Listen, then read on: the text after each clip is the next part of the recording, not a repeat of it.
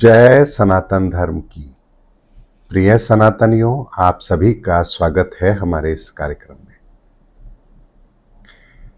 सनातनियों, ईश्वर ने इतना कुछ दिखा दिया है कि संपूर्ण संसार की व्यवस्था, ईश्वरीय व्यवस्था, इस धरती की व्यवस्था, इस ब्रह्मांड की उत्पत्ति, ब्रह्मांड का विस्तार, आने वाला भविष्य, भूत और वर्तमान, हर चीज इतनी स्पष्ट तरह से ईश्वर ने प्रकट कर दी है कि अब कुछ और जानना शेष ही नहीं है। लेकिन एक प्रश्न आता है, आखिर ईश्वर ने अपना ये परिचय क्यों दिया, किस लिए दिया? तो क्या ये परिचय ही पर्याप्त है या ये तो केवल एक शुरुआत है? सनातनियों, इस धरा पर हम मनुष्य और हमारे लिए बनाया हुआ ये संसार, ये ईश्वर की सबसे बड़ी सौगात है। और वो इस पूरे संसार के अंदर हम मानवों की भलाई के लिए, हमारे कल्याण के लिए सदा सदा से वो कार्य इस धरा पर करते आ रहे हैं जो हमारे लिए श्रेष्ठ हो। इसीलिए जब इस संसार रूपी वृक्ष जब ये सूखने लगता है, इसके पत्ते पीले पड़ने लगते हैं, ये झड़ने लगते हैं, टहनियां मुरझाने लगती हैं, तना सूखने लगता है, तब ईश्वर इस वृक्ष को पुनः हरा भरा करने के लिए एक ऐसी प्रक्रिया को अपनाते हैं जो आवश्यक है। मैं यदि आपसे पूछूं कि बताइए वृक्ष की रक्षा कैसे होगी? कोई वृक्ष है, सूख रहा है, उसके पत्ते पीले पड़ रहे हैं, झड़ रहे हैं, पत्ते मुरझा रहे हैं, आप उस वृक्ष की रक्षा कैसे करेंगे? सनातनियों, उत्तर यही है कि वृक्ष की रक्षा जड़ों से होती है। आप एक पत्ता तोड़ देंगे जो पीला पड़ रहा है, कल और पत्ते भी पीले पड़ेंगे। एक पत्ता मुरझा रहा है, आप उसको तोड़ देंगे, कल और पत्ते भी मुरझाएंगे। आप एक टहनी तोड़ देंगे, कल दूसरी टहनी भी मुरझाएगी। आप कब तक पत्ते तोड़ते रहेंगे, कब तक टहनियां हटाते रहेंगे? क्योंकि वृक्ष अब समाप्त होने के कगार पर पहुंच रहा है। और यदि ऐसा हो रहा है तो ईश्वर क्या उस वृक्ष की रक्षा नहीं करेंगे? अवश्य करेंगे। और यही इस समय पर हो भी रहा है, जहां ये संसार रूपी वृक्ष, इसके पत्ते अर्थात हम मनुष्य, एक वृक्ष हरा भरा कब लगता है? जब उसमें पत्ते होते हैं। पत्तों से ही वृक्ष की खूबसूरती होती है। इसी तरह से इस धरा पर हम मनुष्यों के द्वारा ही ये धरा खूबसूरत बनती है। और जब इस वृक्ष के पत्तों पर कोई रोग लग जाए तो हम समाधान कैसा ढूंढते हैं?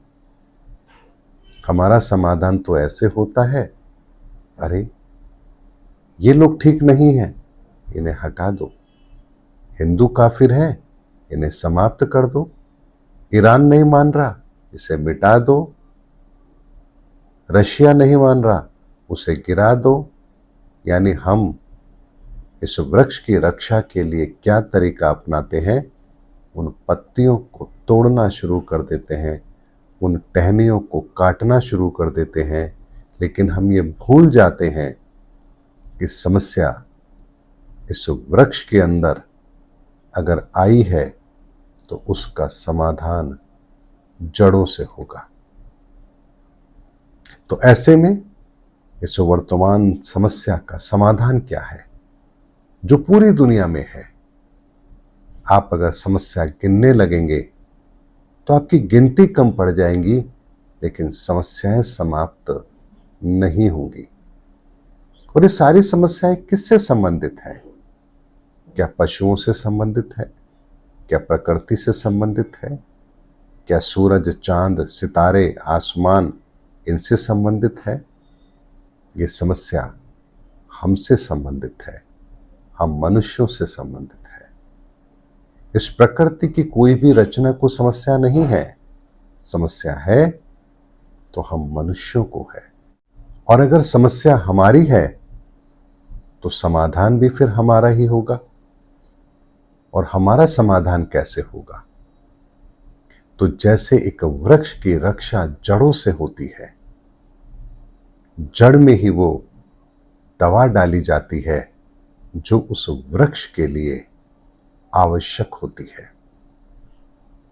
अगर वो जड़ें उस दवा को लेती हैं और वृक्ष के हर पत्ते तक पहुंचती हैं तो वो वृक्ष हरा भरा हो उठता है, क्योंकि जड़ों का काम तो जमीन से पोषक तत्वों को लेकर के और पत्ते पत्ते तक पहुंचाना है।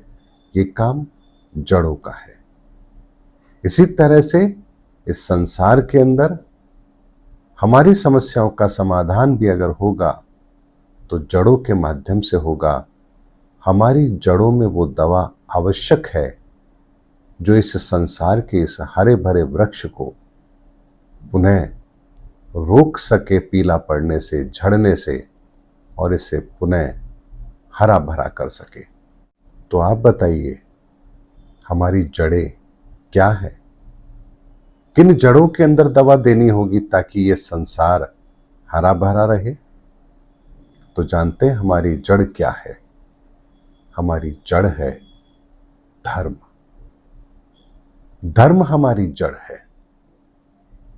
जैसे बिना जड़ के किसी वृक्ष की कल्पना नहीं की जा सकती, वैसे ही बिना धर्म के मानव सभ्यता की कल्पना नहीं की जा सकती। लेकिन हमारा धर्म क्या है? अगर जब बात धर्म की आती है तो फिर बहुत सारे वक्तव्य हमारे पास हैं।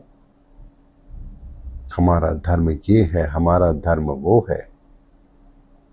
तो जड़ें तो हमारे पास हैं, उन जड़ों की विभिन्न शाखाएं भी हमारे पास हैं, लेकिन हमने उन जड़ों को भी दूषित कर दिया है। इसलिए हमारी जड़ों के अंदर अब वो दवा लानी जरूरी है जो इन जड़ों के माध्यम से पत्ते पत्ते तक पहुंच सके। और जानते हैं हमारी जड़ों को इस समय किस दवा की आवश्यकता है? इस समय हमारी जड़ों को जिस दवा की आवश्यकता है वो सनातन है। क्योंकि सनातन के अंदर हर वो ताकत है, हर वो सूत्र है, हर वो बीज है, इस ब्रह्मांड का लवण है, हर वो चीज है जो एक वृक्ष के लिए अनिवार्य है। और इसीलिए सनातन को जब हमारी जड़ें स्वीकार करेंगी तभी ये वृक्ष पुनः हरा भरा होगा। इसीलिए सनातनियों, ये 2 दिन की जो मेरी यात्रा थी जो ईश्वर ने कराई, इसका मकसद ही केवल एक था कि इस संपूर्ण संसार की रचना को स्वयं देखो। जब स्वयं इस रचना को देखोगे तो तुम्हें रचनाकार भी समझ आएगा। अभी तो केवल रचना को देखा है, रचनाकार को नहीं देखा है। अभी तो ये यात्रा है जो शुरू हुई है, गंतव्य तो अभी बाकी है। लेकिन ये कैसा अनुभव है? ये वो अनुभव है जब आप एक यात्रा करते हैं और जब आप उस यात्रा में अपनी मंजिल पर पहुंचने का जब वो सफर है वो जब पूरा होने के करीब होता है तो आप उस राज्य में प्रवेश करते हैं जिस राज्य की आप यात्रा कर रहे हैं।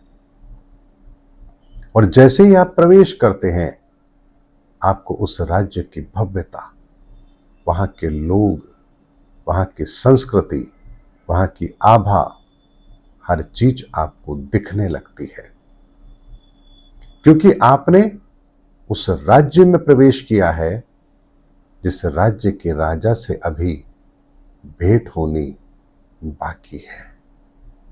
तो सोचिए, उस राज्य के मनोहरम दृश्य को देखकर यदि मेरी स्थिति ऐसी है, तो जब राजा से भेंट होगी तब क्या होगा। लेकिन बहुत पहले ही 2024 में ही उस भेंट की तारीख और समय निश्चित कर दिया गया था। यानी ये यात्रा उस दिन से आरंभ हो चुकी थी। बीच बीच में पड़ाव आए, कठिनाइयां आई, लेकिन इस बात का विश्वास था कि जो यात्रा हो रही है, उस यात्रा में मुझे इस वाहन से उतरना नहीं है, क्योंकि जो इसे चला रहा है वो गंतव्य तक मुझे जरूर पहुंचा देंगे। इसीलिए आसपास बहुत कुछ घटता है, लेकिन आप उन सबको नजरअंदाज करते हुए सिर्फ अपनी यात्रा पर जब फोकस करते हैं, तो आप उस जगह भी पहुंचते हैं जहां की आपकी यात्रा हो रही है। और उस यात्रा के पूर्ण होने से पहले आपको उस यात्रा के वो सुखद अनुभव भी होंगे, क्योंकि जब आप किसी राज्य में प्रवेश करते हैं तो उस राज्य की वो सारी चीजें आपके सामने होती हैं जिस राज्य के अंदर आप प्रवेश कर रहे हैं। इसीलिए सनातनियों, इस धरती पर जो कुछ घटित होगा वो अति दुर्लभ होगा।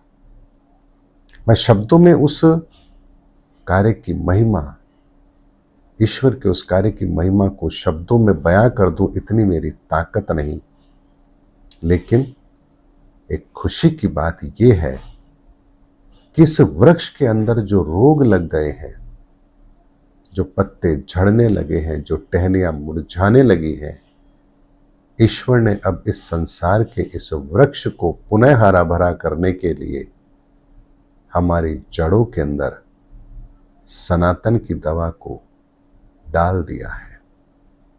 और ये दवा अब जब अपना काम करेगी तो आप इस वृक्ष के हर पत्ते को दोबारा से उसी प्रकार खिलता हुआ देखेंगे।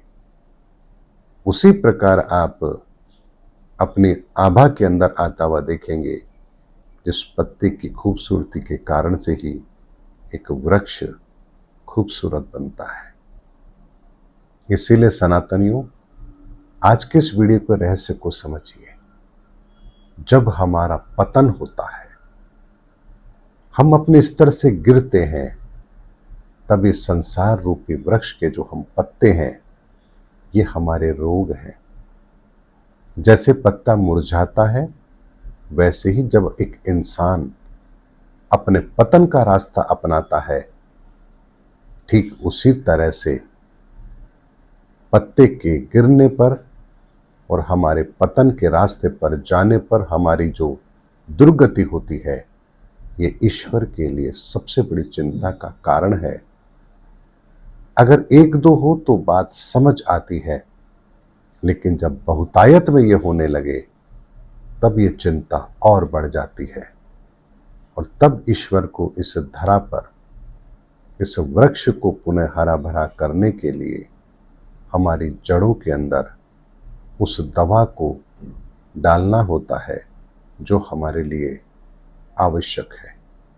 और यही कारण है कि इस धरा पर जब जब जो जो परेशानी आई, ईश्वर ने इस धरा पर उसी रूप में आकर इस संसार की जड़ों में, इस संसार की जो जड़ें धर्म से जुड़ी हैं, उसमें सनातन के उस रसायन को डालकर इसे पुनः सजीव करने का काम किया।